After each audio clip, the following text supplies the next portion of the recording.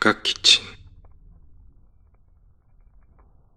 의욕적인 야외 촬영, 밤에 뭔가를 찍기 어렵다는 것을 절실히 깨닫고 열심히 먹고 마시고 들어왔습니다. 촬영을 실패해서 그냥 집에서 찍어봅니다. 오늘의 조연 등심, 42,540원짜리 등심이 할인했습니다. 스튜는 기본적으로 좀 오래 끓이기 때문에 고기를 좀 쫀쫀히 하기 위해 소금을 뿌립니다. 이것도 카메라 켜고 몇 번 뿌려봤다고 좀 자연스러워졌네요. 해보신 분들은 아시겠지만 이게 뭔가 쾌감이 있습니다. 오늘의 주연 한우 스지, 낚시에서 잡은 쭈꾸미랑 바꿔 먹었습니다. 그래서 가격표가 없어요. 온라인 쇼핑도 좋지만 가끔은 이런 오프라인의 물물 교환도 사람 사는 느낌을 줍니다. 스지는 힘줄이니까 핏물을 살짝 빼봅니다. 준비할 야채는 감자, 양파, 당근, 샐러리, 마늘. 양파는 어제 저녁 된장찌개 하고 남은 녀석입니다. 대충 썹니다. 당근은 방금 사왔는데 골라와도 정말 같은 걸 골라왔네요. 적당한 크기로 썰어주면 익으면서 동글동글해집니다. 굳이 동그랗게 깎으려고 고생하지 마세요. 감자는 일부러 작은 놈으로 골라 존나 질척거리네. 반으로 댕강댕강. 샐러리도 두툼한 녀석으로 대충 썰어줍니다. 마늘은 취향껏 알아서 넣어주세요.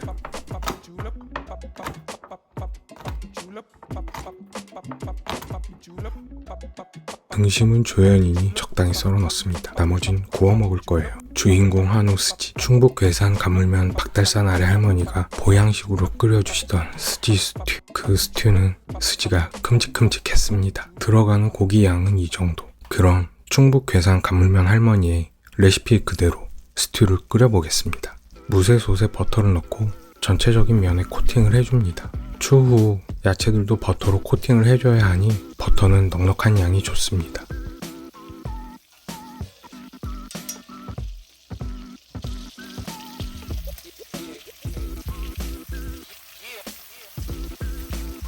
언제 들어도 고기 익는 소리는 아름답습니다.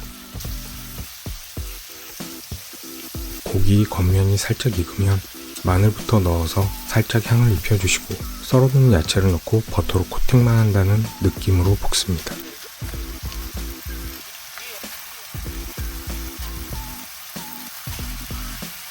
열이 많이 가해진 무쇠솥이기 때문에 물은 살살 넣어줍니다. 다치면 돈 나갑니다. 돈 없을 땐 모든 게 조심스럽습니다. 물은 자박할 정도로만 넣어 끓여줍니다. 김이 올라올 정도로 끓으면 이탈리아의 뜨거운 태양 아래 말린 토마토 페스토를 넣어줍니다. 이 드라이 토마토 페스토는 바질, 파슬리, 후추 등이 들어가서 따로 향신료를 넣지 않아도 돼서 편하고 좋습니다. 물론 맛있고요.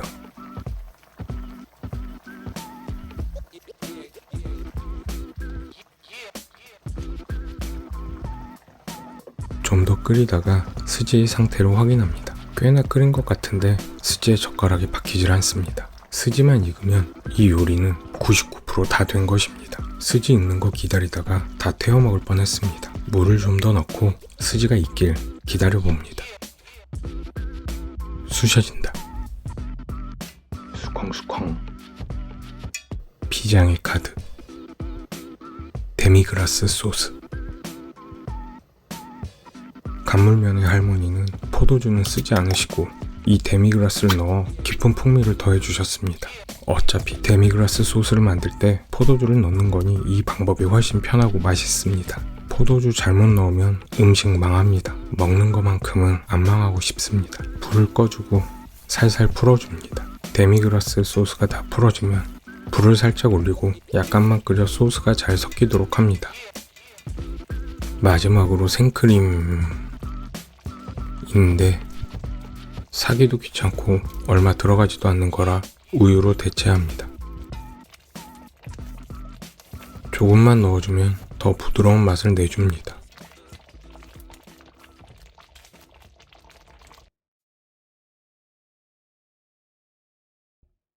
완성된 보양식 한우 스지 스튜를 보시죠.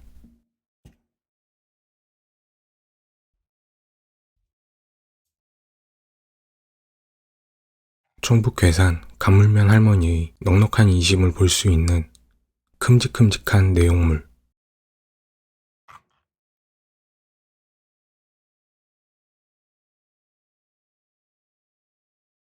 먹어보겠습니다. 스지가 탱글탱글합니다.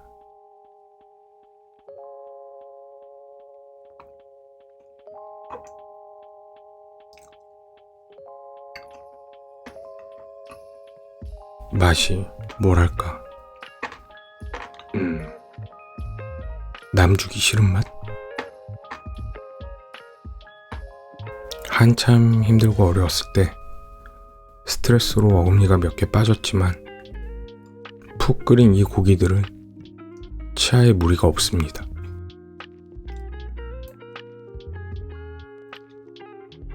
파블로프의 개처럼 침도 흘려가며 먹어야 제맛입니다.